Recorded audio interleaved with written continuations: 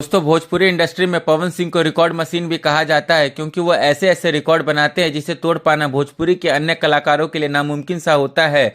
ऐसा ही record power star Pawan Singh फिर से बनाने वाले हैं जिसे तोड़ पाना भोजपुरी इंडस्ट्री के अन्य कलाकारों के लिए नामुमकिन सा होगा। इस रिकॉर्ड के बारे में बताने से पहले दोस्तों, आपका स्वागत है मेरे चैनल ऑसम भोजपुरी पर। वीडियो को पूरा देखिएगा, वीडियो पसंद आए तो वीडियो को लाइक और चैनल को सब्सक्राइब कीजिएगा। दोस्तों, साल 2023 में भोजपुरी इंडस्ट्री में एल्बम गानों के मामले में पवन सिंह का नाम सबसे ऊपर रहा है।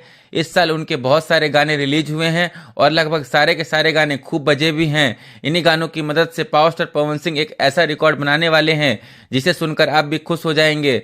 दोस्तों, साल 2023 में पावर स्टार पवन सिंह के टोटल 6 गाने सिंगल चैनल पर 100 मिलियन व्यूज क्रॉस किए हैं।